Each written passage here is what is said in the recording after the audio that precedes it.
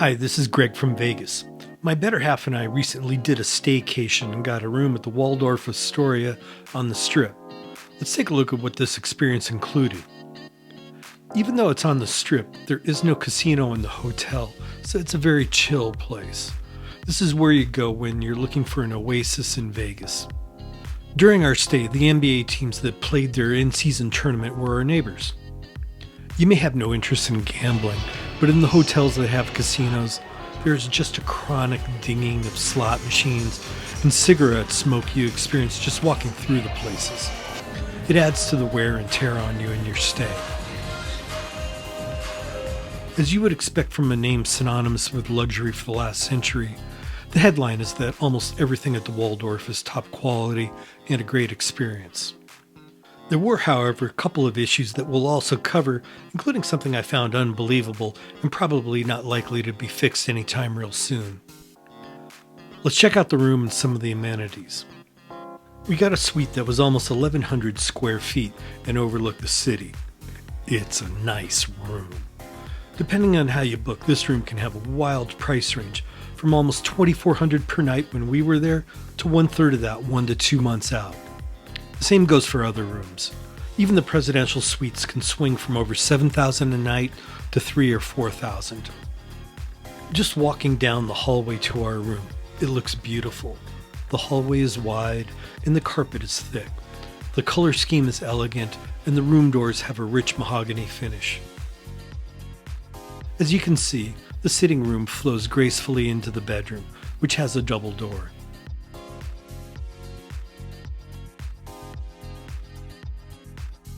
When you first arrive, the windows are covered by the sheer curtains. They open electronically from the switch panel in the living room and the other one in the bedroom itself. Fully opened, the ceiling to floor windows provide an amazing city view. A big part of a luxury hotel or home is the construction of the bathroom, and especially if there is a bathtub. All of the rooms in the Waldorf have bathtubs. As you can see, not just any old bathtub that was bought in bulk from Home Depot. This bathtub is really large and it's deep, so very tall people can also have that sink into hot water and decompress experience. Top quality products are provided in the bathroom. The soaps, scrubs, and creams come from the brand Aesop. You'll find this brand in the bathrooms on billionaires' private jumbo jets. Each of those containers sell for about $40 on Amazon. They're also securely mounted, so let's say these containers won't accidentally fall into your suitcase. The hotel bar is aptly named Hotel Bar and is on the top floor, the 23rd. You first walk past the tea lounge where you can have classic high tea service, where large bulbous ceramic teapots are brought out and served with finger sandwiches. The setting and view are, of course, beautiful. As you're walking past the tea lounge, you can see into the hotel bar and immediately see glamorous lighting behind the bar itself, and the minimal overall lighting allows you to appreciate the robust lighting of the other hotels and shopping venues on the Strip. The appetizers are excellent. We had the lollipop chicken, which are essentially deconstructed and reassembled buffalo wings with a nice truffle oil added into the sauce. It did take close to forever to get our drinks, so hopefully that was just a one-off and not a sign of cutting staff corners. One of our drinks was a beer, so it's not like Heisenberg was assembling a complicated set of ingredients. The overall experience was very much in line with the general vibe of the hotel, an oasis that is very comfortable to just relax and be in. Here are a couple of daytime shots of the views from the hotel bar, and while it was nice, it's definitely a different kind of experience. We had dinner in the hotel restaurant called Zen Kitchen on the 3rd floor. The headline on dinner is that it was certifiably fantastic. For an appetizer, we had the hamachi or yellowtail sashimi, and then had seafood for our entrees. I had the Icelandic king salmon with shishito peppers on the side. When it comes to drinking wine, I'm not that sort that will start calling out descriptors or flavor notes. But my salmon entree was one of those dishes that was really pleasurable to just smell for a while, then eat slowly. However, it was my better half scallops that won the night. Their seasoning and preparation created one of those really memorable meals that will be easy to recall for a long time.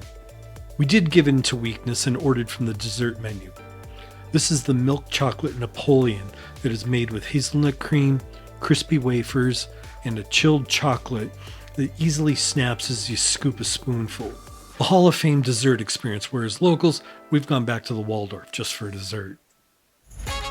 Eventually, morning comes, so we have to talk about the coffee situation. Thus far, everything about the Waldorf experience has been of the highest quality, accessible, and not pretentious or uptight. Being an early riser, when my eyes open, I walk to the coffee maker. I can say I'm an addict and I want my fix. A coffee making device is provided, as well as an electric tea kettle. However, no coffee is provided. Seriously, it gets better. Room service doesn't start delivering until 6:30 a.m. and I was up at 5:30. Anyone who comes in from the East Coast, let alone Europe, needs a better option for morning voltage. Pretty much every other hotel I've ever stayed at will at least have coffee in their lobby, so you bet I headed to the elevator to get my score. Whoa! Au contraire, no coffee to be found. The desk attendant was very pleasant and said, "Of course, we have coffee. You can get it at 6:30 when the restaurant opens, or we could walk across the street to the Aria Hotel, supposedly 5 minutes away." We got walking. We need to get something straight. Nothing in Vegas is 5 minutes away from anything else. All of the properties and hotels are gigantic. Distances can appear reasonable because all the buildings are of comparable ginormous scale. We did our morning expedition to the Starbucks in the Aria and arrived at 5:50 a.m. Get this, they don't open till 6 a.m. We hung out with about 20 other sullen addicts, waiting to storm the Bastille and get our fix, which we eventually did. On the way back to the Waldorf, the sun was rising on the city and my spirits as my brain chemistry improved. Having had a close brush with our mortality, we had a room service breakfast that was delivered precisely on time, right at 6:30 during the first delivery window you can select. The food was simply excellent. My better half's egg white frittata with heirloom cherry tomatoes and mushrooms was just top-notch, a genuinely memorable meal. A house-made ketchup was provided, which I normally wouldn't have used at breakfast, but I was glad I tried it because it had an extra sweetness and tang that made it like a first cousin to a good barbecue sauce. It was a very nice compliment to the chicken apple sausages. My breakfast burrito was good, but not spectacular, so my takeaway lesson is to get dishes where the kitchen has greater opportunity to demonstrate craft through the original use of ingredients and cooking methods. The pool area, as you might imagine, was very, very nice. It has an L-shape and multi-level structure. On the shorter leg of the L are whirlpools with an array of two-person lounges and cabanas. Then the main swimming pool is the length of the L, with an extra pool at the top of the L, several steps above. If you're not staying at the hotel, you can buy a la carte spa access for $100 plus a 20% resort fee. You can access the sauna, pools, and hot tub during their complete business day from 8:30 a.m. to 5 p.m. You can leave and come back throughout the day.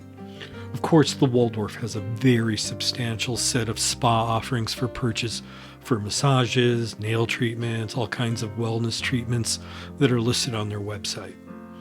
This can be a very, very nice getaway for Vegas locals, or if you're staying at another hotel. And if you're a Vegas local, there's a 10% discount. The one issue I've already belabored is the matter of coffee and tea, and that's a policy issue, not a one-off. It's not like they forgot to put it out during my visit. Someone has to decide how to address that and spend money, set up processes. But seriously, at the price points of everything in this hotel, there should be a few nickels left over to subsidize something so minor that either creates or loses goodwill. The other issues are in how systems are used to manage Waldorf staff. We had a 4 p.m. checkout, but someone from the hotel rang our doorbell, yes, doorbell, not knock, to see if they could clean our room and what? Oh really? When are you leaving? So guests can be interrupted to tend housekeeping discussions rather than the systems letting the staff know when the coast is clear. However, across the board, staying at the Waldorf is a very complete experience where most every need is addressed with quality and graciousness.